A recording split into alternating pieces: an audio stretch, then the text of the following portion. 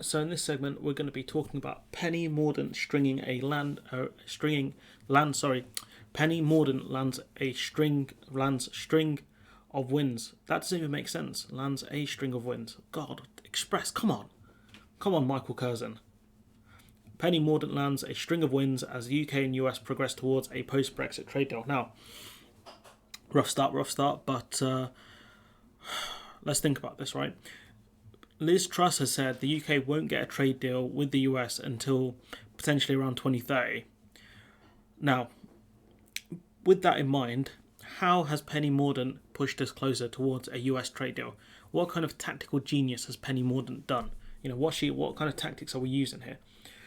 The trade minister has been, she's a junior minister as well, as far as I know of, has been meeting with officials in numerous US states in a bid to increase economic ties. The end goal appears to be a future signing of a trade deal with the US, but the White House is currently hesitant about a move. So her big maneuver is talking to individual US states. Penny, let me tell you like this, right? Individual US states don't sign trade deals. Do you know who does sign trade deals? Congress. Do you know who they're signed off by? The president. So you go into individual states like Oklahoma, for example, right? That's not going to do anything. All you're doing is wasting taxpayer money at that point. During her cross-state visit, Miss Mordaunt had agreed to process a memorandum of understanding with 4 states, according to City AM. Like, oh yeah, we believe in free trade and stuff like that. Like, Penny, you're embarrassing yourself. You're embarrassing yourself. This second time I've covered you in the channel in about 2 months.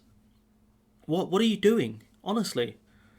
She was the first UK minister to visit Oklahoma, one of the states on the list. Do you know why no one's visited Oklahoma? No UK minister has, because it's pointless. Oklahoma don't do business. New York don't do business. It's all in Washington. District of Columbia. That's where you want to be. That's where the deals are made. The state is now in discussion with Tees Valley following prompting from the Department of International Trade. The paper reports, like, what does that even mean? Like, it's now in discussion with Tees Valley. Like, you're not going to get a trade deal like this. You're not. It's not going to happen. It has to go through Congress. This follows the opening of a new free port in Tees Valley late last month, hailed as a sign the UK is maximising the opportunities of Brexit. And you can't trade deals exempt free ports, as far as I know of. So even if you get a free trade deal with the US, right, you won't be able to do trade through the free ports. Like, free ports are kind of pointless. Like, there's a reason why Dave got rid of them. Similar agreements to process memorandum of understanding. I mean, it doesn't mean anything. We have a memorandum of understanding for services with the EU. It doesn't mean anything. All that means is you kind of acknowledge where your goals are going towards. With Georgia, Tennessee, and South Carolina, these aren't even big states. These aren't even like the top 3 states. I think the top 3 states are like Delaware, California, and New York. Like, bruv, like, you're dealing with the smaller fish. No offense to Tennessee, Georgia, and South Carolina. In a speech at Atlanta, I was thinking of the Italian place last week, Miss Mordaunt said Brexit should be viewed by the US as a massive opportunity to anyone who believes in democracy and the power of trade as a force for good in the world. Like, no, it doesn't. No, it doesn't, because all you've done. What are you talking about? Massive opportunity for anyone who believes in democracy. Like, no, all you've done is you've put some more power in the Westminster government. What have you done with that? Nothing. You've done nothing, because there's not much you can do. If you deregulate, you'll lose access to the EU. Like, you guys have achieved very little for what you have paid, honestly. And just saying, who view the power of trade as a force for good in the world. Well, if that's the case, why are the US keeping tariffs on us? Is it because we're not being a good force in the world and we're causing tensions to rise in Northern Ireland, potentially causing the troubles again? Like, what are you talking about, Penny? Like, honestly, what are you trying to do here? I mean, you guys are the ones causing problems in Northern Ireland to the point where you're going to try and you keep threatening to trigger Article 16, and the Americans have said just the threat of invoking Article 16 is threatening democracy and peace. So you clearly don't believe in democracy. You don't believe in being a force, trade as a force for good in the world, because all you're doing is threatening neighbours through trade. By getting rid of the Northern Ireland Protocol, you're directly putting the single market in jeopardy.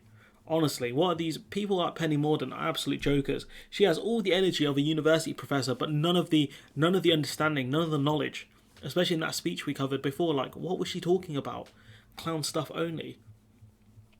She compared the UK split from the EU to the American War of Independence, and there was no war, there was no formal war. It was an amicable negotiation. We triggered Article 50, and then we left. That was it. That was it. Honestly, there was no war, there was no battle. We left of our own free will, and then you said, "Okay, bye." We got a trade deal in the end. We had to pay a divorce settlement. The Americans didn't pay no divorce settlement. They took their freedom through blood. Ours went through negotiations, like peaceful negotiations. There was no blood. There was no bloodshed. Comparing it to the American War of Independence. Get out of here, bloody redcoat mantra. The minister said when America set itself free, it was a small economy. It wasn't that small. They had quite a few people. Relatively speaking to what the world was. I mean, compared to Europe, probably a small economy, but compared to the rest of the world, no. But she goes on though. It's my hope that our move will act as a catalyst of greater trade liberalisation around the world. I mean, maybe you can increase trade with the rest of the world, but you're going to lose trade with your biggest single trading partner, the EU, and then you're going to lose your biggest, I think, country as a trading partner, the US, if you continue on this path of destruction in Northern Ireland. Despite all the speeches, visits and agreements, the UK appears to be a long way off agreeing a free trade deal with the US. I mean, there's a reason for that, and that's mainly because they don't want us. They see us messing around in Northern Ireland. That's why they don't want to give us a deal. I think partially because of that. George Eustace told Sky News it's just not a priority for the US administration. And even if it was a priority, say we had Donald Trump, right, you'd still need to get it through Congress. And there are a lot of, one of the few things that cuts through the American political divide is peace in Ireland and Northern Ireland. That's it. That's one of the few things that do it. And by you causing tensions in Northern Ireland, do you think they don't see what's going on in Northern Ireland? They don't see the stories of the buses being burnt? Do you think they don't see that stuff? I guarantee you they do. And I guarantee you they're going to be like, God damn English, what are they doing again? We don't want to see what happened in the 70s, the 80s and the 90s. No one wants to see that again. And we're helping to cause it again. British environment, so we covered Eustace. And even, the Telegraph putting out their own kind of this graphic, about where the UK is. Look, we're outside of everything. Outside of EFTA, outside of Schengen, outside the EEA, outside the EU's customs union, outside the EU, outside the Eurozone. We're outside of all of these things. Shock, honestly. What more can you say? This is an absolute joke, but we have more to say. This has been seen as a snub from Joe Biden, who, meanwhile, offered to suspend tariffs on some imports from Japan. Because you can't argue Joe Biden's against free trade. He's getting rid of tariffs from Japan. He's getting rid of tariffs on EU goods that Donald Trump put in. But why are we being singled out here? Is it because we're British and we're free? No, it's because we're causing trouble. That's why we're being punished here. Well, I suppose it is a kind of punishment, isn't it? He's keeping tariffs on us. He singled us out from other countries around the world. Why? That's the thing we need to look at. And the answer is simple. Because we're causing trouble in Northern Ireland. Joe Biden, a person who does consider himself Irish American. There are currently no plans within the White House for tariffs imposed while Donald Trump was president to be removed for the UK. While a free trade agreement may currently be out of sight, Ms. Mordaunt has focused our efforts on achieving growth at a local level. Great. And I'm sure those mandem in Georgia, Tennessee, and these other states will be like, oh, it's nice for a UK minister to visit. They ain't going to do anything. What are they going to do? Lobby their local congressperson and senator to be like, yo, we want a trade deal with the UK. Like, great, go get the rest of the other Congress people and other senators. Like, it's a joke. It's not going to happen. Now, on Friday, she wrote in the Yorkshire Post, I am keen to make progress that will help drive investment, jobs and growth at a local level. Well, by doing Brexit, you have gotten rid of investment, jobs and growth at local levels. I wouldn't be surprised if your constituency has lost money from the EU that was allocated by the EU. I would not be surprised. As the two biggest exporters of services in the world, are we still going to be number one in 5 years' time? I don't know.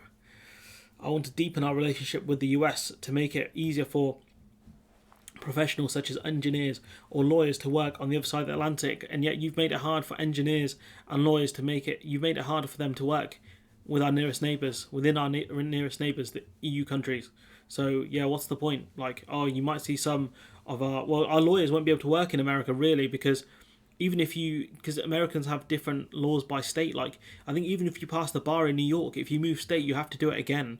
So I can't imagine if you pass the bar in the UK or wherever we have for lawyers in this country, the Americans are like, yeah, that's fine, you can practice law here. Like, no, that's just stupid. That's a stupid point. Engineers probably get away with that, but you've made it hard for British engineers to work in Germany, France, and Spain. Absolute joke of a point. I'll also be looking at increasing cooperation areas from digital to agricultural. I mean, they use these broad phrases, digital and agricultural, and all your trade deals have done is make it a disaster for agriculture, because now they're going to have to compete with New Zealand and Australia, which is far worse because they have lower standards than us. So their meat and chicken and all that stuff is going to be way cheaper than ours. That's going to undercut farmers within our own market. So absolute joke of a point there.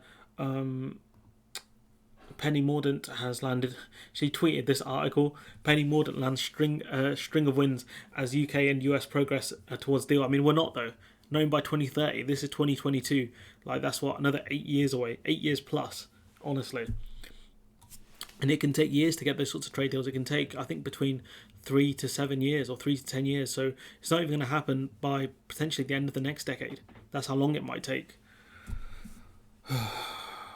And the doc points out, she compared the UK split from the EU to the American War of Independence. One interesting comparison to make. I mean, we lost that war, and Penny, you might be worth speaking to the manager. Oh wait, the manager is Joe Biden, who said no. So absolute joker she is. I don't know what more to say apart from let me know what you think in the comments below. Like, comment, share, subscribe, and hopefully I'll see you in the next one.